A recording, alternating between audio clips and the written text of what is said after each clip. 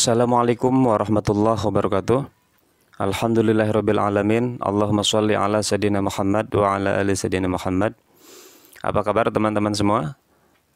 Sehat selalu ya tentunya, dan semoga tetap lancar di dalam melaksanakan setiap aktivitas dan juga kegiatannya.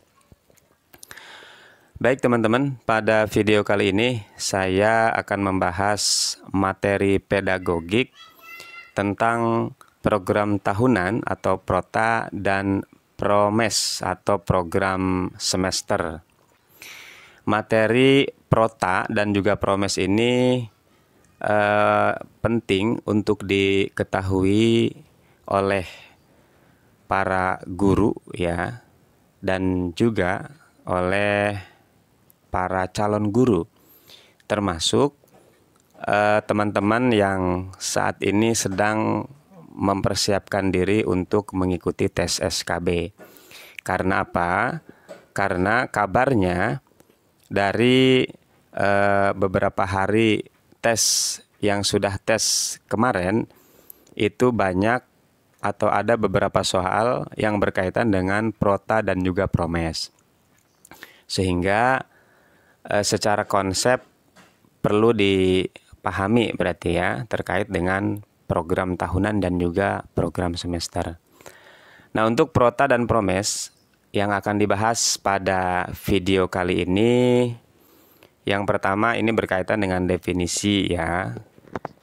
Yang keduanya komponen, dan yang ketiga langkah-langkah penyusunannya. Baik, kita langsung saja ke pembahasan yang pertama, program tahunan atau biasa disebut dengan Prota ya, disingkat dengan Prota. Apa itu Prota atau program tahunan? Nah, di sini kita lihat program tahunan atau Prota adalah rencana penetapan alokasi waktu 1 tahun untuk mencapai tujuan pembelajaran atau kompetensi inti dan kompetensi dasar yang sudah ditentukan atau sudah ditetapkan. Oke ya, jadi program tahunan ini adalah rencana ya, rencana penetapan alokasi waktu. Dan mengenai penyusunannya, tentu yang namanya program, yang namanya rencana ini dibuat atau disusunnya sebelum berarti ya, sebelum memasuki tahun ajaran baru ya, harus disusun dulu program tahunannya karena di dalamnya berisi tentang rencana-rencana yang akan dilaksanakan di dalam 1 tahun pelajaran atau 1 tahun pelajaran ya. Baik, untuk penentuan alokasi waktu dalam program tahunan atau Prota ini ada beberapa hal yang harus dipertimbangkan. Yang pertama adalah jumlah jam pelajaran. Ya, ini perlu dipertimbangkan. Kemudian yang kedua adalah struktur kurikulum yang berlaku. Dan yang ketiganya, keluasan materi yang harus dikuasai oleh peserta didik. Ini yang nanti perlu dipertimbangkan ketika akan menyusun atau menentukan alokasi waktu ya di dalam program tahunan. Baik, yang selanjutnya nih ini ada fungsi Prota ya. Dari definisi pun sebetulnya sudah jelas bahwa Prota itu berfungsi sebagai pedoman bagi pengembangan program-program berikutnya seperti program semester, rencana mingguan, rencana harian, silabus, dan juga sistem penilaian pembelajaran. Jadi sebelum menyusun program semester atau Promes, kemudian ada rencana mingguan, rencana harian, misalnya ya, RPP, silabus dan sebagainya, itu yang dijadikan pedomannya, panduannya adalah program tahunan.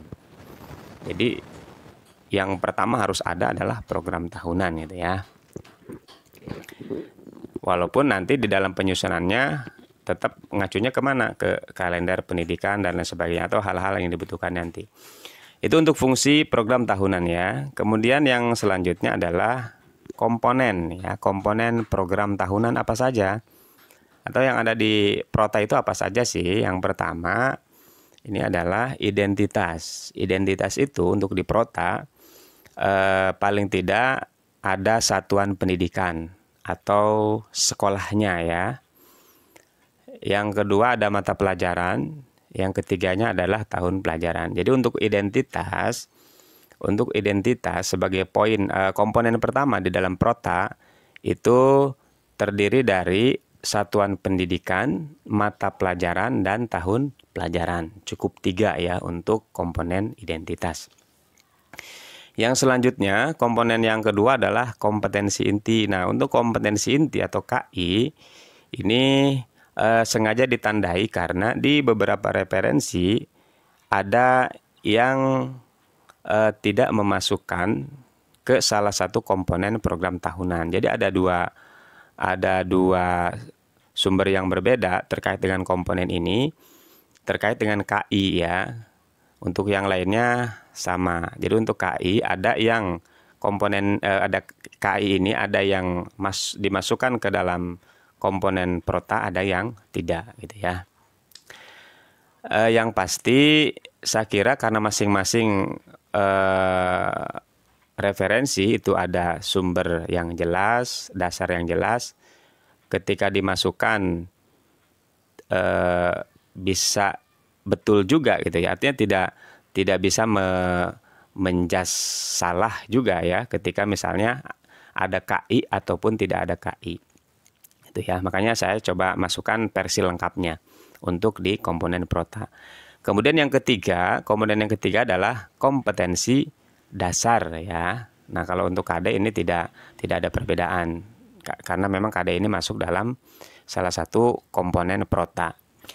Yang keempatnya adalah alokasi waktu ya. Jadi harus ada alokasi waktu di dalam program tahunan.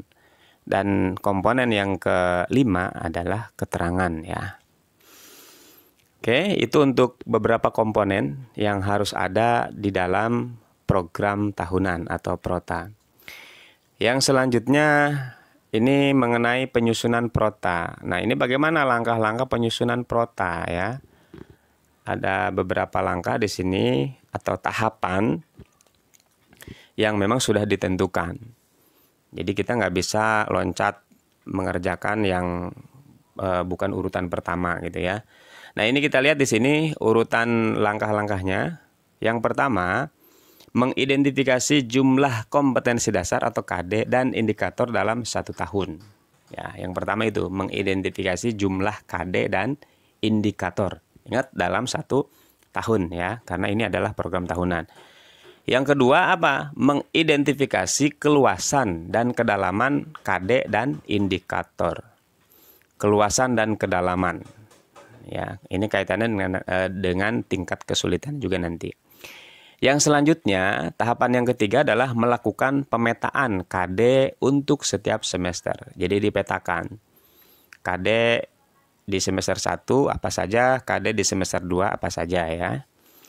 Kemudian tahapan yang keempatnya menentukan alokasi waktu tiap KD atau kompetensi dasar dengan memperhatikan minggu efektif. Jadi yang tahapan yang keempat ya di dalam Prota itu adalah menentukan alokasi waktu tiap kompetensi dasar. Jadi KD yang pertama ini kira-kira misalkan alokasi waktunya berapa gitu ya, KD kedua berapa. Dan tentunya di dalam menentukan alokasi waktu untuk tiap KD ini harus mengacu atau memperhatikan minggu efektif gitu ya. Nah, kemudian ini tadi di awal sudah disampaikan bahwa program tahunan selanjutnya dijabarkan secara rinci pada program semester ini ya, jelas. Nah, kemudian dibuatnya atau disusunnya oleh guru sebelum tahun ajaran baru dimulai ya. Namanya juga program, jadi harus disusun sebelum tahun ajaran baru mulai. Karena apa? Karena akan menjadi pedoman pengembangan program-program berikutnya. Baik itu program semester tadi ya, program mingguan, silabus, RPP dan lain sebagainya. Jadi semuanya akan mengacu pada program tahunan, maka harus diselesaikan dulu protanya ya. Paling tidak ketika memang protanya jelas, maka program sekolah itu berarti sudah terlihat jelas gitu ya. Karena apa-apa yang akan dilaksanakan selama 1 tahun itu tergambar di dalam program tahunan, kaitannya dengan pembelajaran gitu ya. Baik, itu untuk program tahunan ya. Baik, selanjutnya kita ke program semester atau PROMES. Apa itu PROMES? Program semester atau biasa disingkat dengan PROMES merupakan program yang berisi garis-garis besar tentang hal-hal yang akan dicapai dalam satu semester. Satu semester itu adalah 6 bulan. Kalau 1 tahun tadi program tahunan untuk 12 bulan ke depan ya, secara hitungan fullnya atau penuhnya. Kalau untuk PROMES ini untuk 6 bulan ke depan. Jadi 1 tahun ada 2 program ya, program untuk semester 1 dan semester 2-nya. Jadi isinya adalah program secara garis besarnya ya, mengenai hal-hal yang ingin dicapai atau target-target yang akan dicapai selama 1 semester. Nah, semester adalah satuan waktu yang digunakan untuk penyelenggaraan program pendidikan. Apa isi dari PROMES? Ini beberapa isinya adalah rumusan pokok-pokok aktivitas guru dalam melakukan pembelajaran selama 1 semester dengan mempertimbangkan alokasi waktu yang tersedia, kemudian jumlah KD dan juga jumlah indikator ya. Itu definisi dari program semester. Selanjutnya kita lihat komponen ya, komponen program semester. Nah, ini untuk komponen di dalam program semester atau PROMES terdiri dari yang pertama ada identitas, sama halnya dengan program tahunan. Cuma poin-poin yang ada di dalam identitasnya yang sedikit berbeda. Ini agak lebih rinci dibandingkan dengan identitas yang ada pada program tahunan. Nah, identitas di program semester ini diantaranya harus ada satuan pendidikan atau nama sekolahnya ya. Kemudian mata pelajaran, kelas dan juga semesternya, lalu tahun pelajaran. Itu untuk komponen identitasnya. Selanjutnya yang kedua adalah format isian. Nah, ini di format isiannya ada materi, ada tema, ada subtema, kemudian ada alokasi waktu dan juga bulan yang terinci per minggu ya. Ini adalah komponen-komponen yang harus ada pada program semester. Baik, kita lanjutkan ke langkah-langkah sekarang. Langkah-langkah di dalam menyusun program semester ya. Apa saja? Yang pertama, tahapannya menginput KD dan indikator. Ya, diinput dulu KD dan indikatornya. Lalu yang kedua, menetapkan jumlah jam dan jumlah tatap muka per minggu untuk tiap mata pelajaran. Kemudian langkah ketiganya, mengalokasikan waktu ya. Kalau tadi menetapkan jumlah jam dan jumlah tatap muka, untuk tahapan ketiganya adalah mengalokasikan waktu sesuai kebutuhan indikator pada kolom bulan dan minggu. Karena masing-masing indikator itu akan diberikan alokasi yang berbeda tergantung tadi ya tingkat keluasan dan kedalamannya. Selanjutnya adalah memberikan langkah keempatnya, memberikan catatan pada kolom keterangan. Nah, kalau ini diisi kalau diperlukan, gitu ya. Kalau ada yang perlu ada catatan ya bisa diisikan di kolom keterangan. Nah, kemudian selanjutnya ini ada alur ya, alur penyusunan program tahunan dan juga program semester.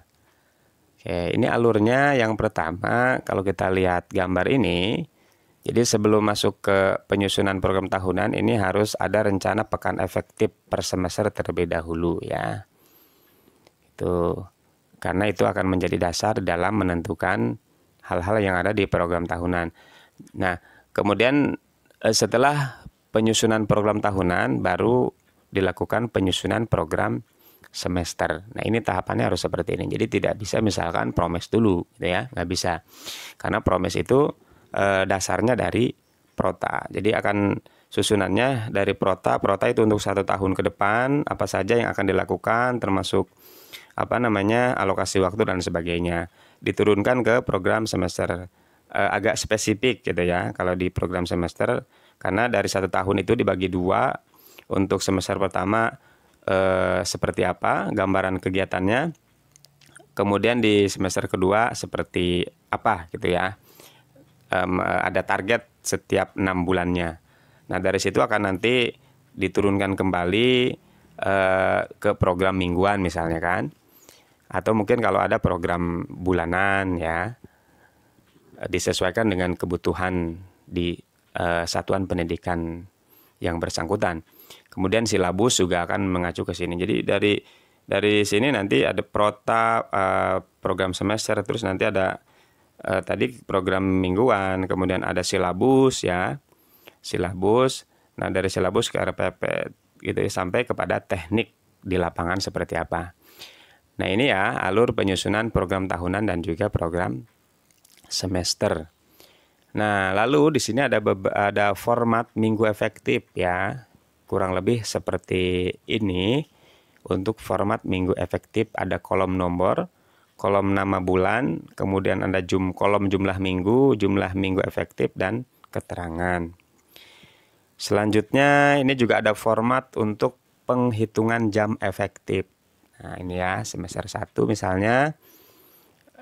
Di sini ada jumlah minggu efektifnya berapa minggu.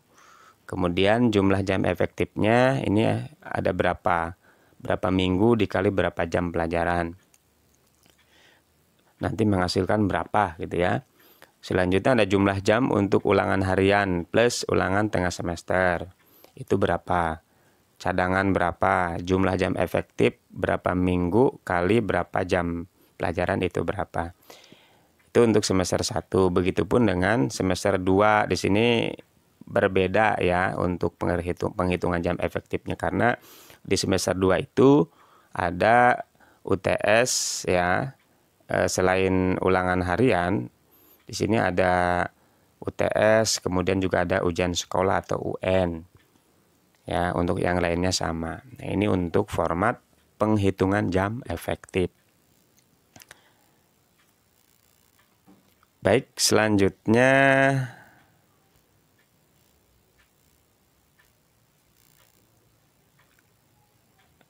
nah, ini untuk format program tahunan ya.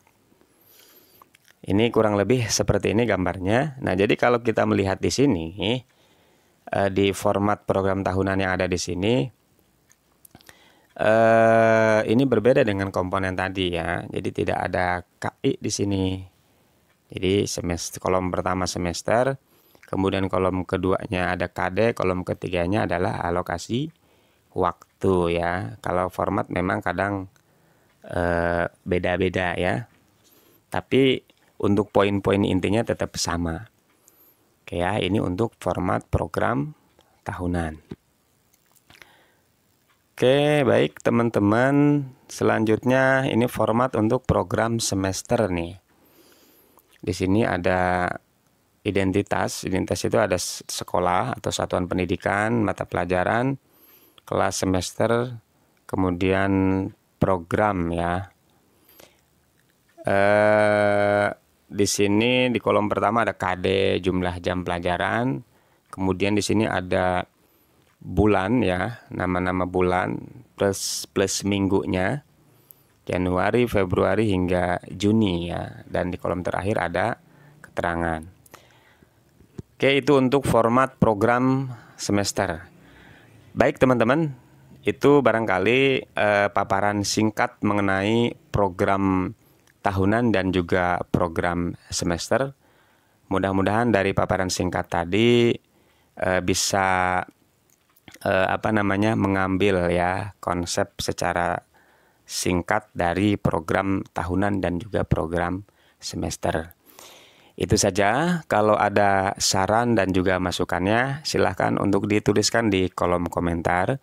Mudah-mudahan materi singkat ini bisa bermanfaat ya bagi teman-teman, khususnya para guru dan juga para calon guru, termasuk yang paling khusus lagi adalah teman-teman yang saat ini sedang mempersiapkan diri untuk tes SKB.